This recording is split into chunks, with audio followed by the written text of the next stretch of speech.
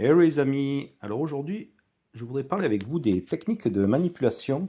Et l'autre jour je regardais donc une vidéo où il y a un agent de la DGSE qui parlait, là il parlait du maïs, donc ça m'a intéressé car je me suis un peu documenté et c'est bien, bien expliqué. Donc là c'est le moyen, quand il parle, quand ils font venir des agents de la DGSE, là, les techniques qu'ils peuvent employer, c'est pas vraiment un protocole de manipulation, mais il parle du maïs, c'est la modèle, l'idéologie, la compromise et l'ego. C'est un cadre d'analyse des motivations de recrutement, pas une technique opérationnelle. Moi, ce qui m'intéresse plus, c'est le Humite et le Tradcraft. Donc, c'est le Human Intelligence. Donc, c'est un peu ce qu'on pourrait appeler peut-être le social engineering, le moyen d'entrer dans la vie de quelqu'un, de le manipuler, de s'approcher de lui. Et donc c'est pas mal pour l'écriture d'un thriller, que c'est bien documenté. Donc là, ils appellent ça le renseignement humain. C'est l'ensemble des méthodes de collecte d'informations via des personnes. Donc c'est le recrutement, la manipulation, l'entretien. Les réseaux sociaux aussi sont un moyen de pression. Et là, il y a le tradecraft qu'ils appellent technique. C'est l'ensemble des pratiques professionnelles des espions. Donc c'est la couverture, la rencontre, la communication sécurisée, la gestion d'une source.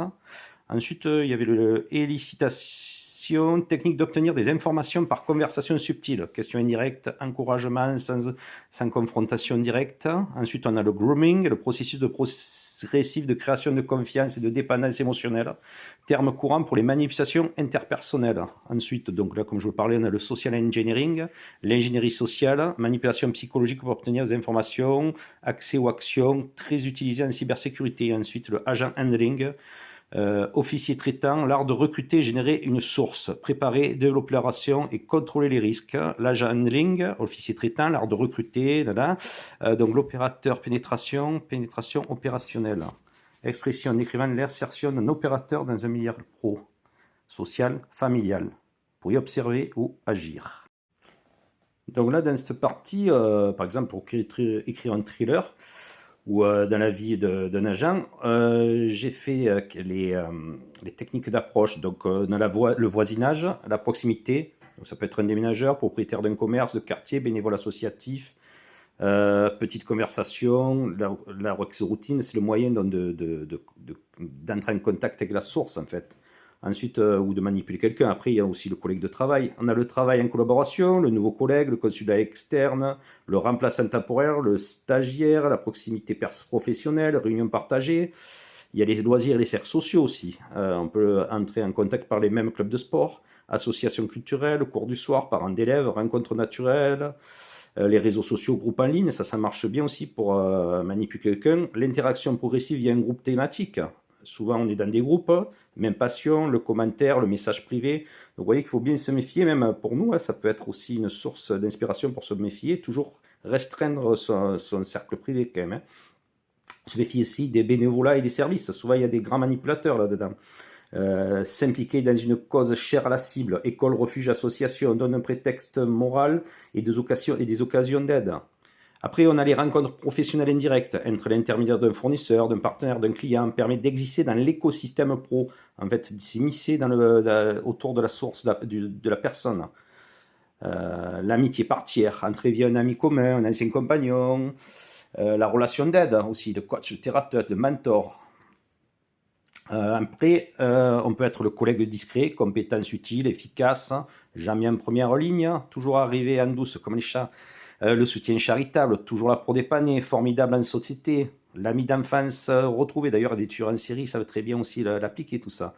Passé commun supposé, lourd d'émotions, le mentor séduisant, confiance, aura, conseil précieux. On a le proche professionnel, le commercial consultant, justifie les déplacements et l'accès aux infos.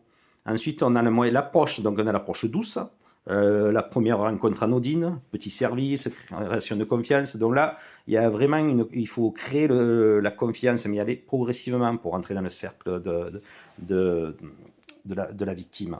L'intégration, donc il faut une présence régulière, partage d'activités, confidence mineure.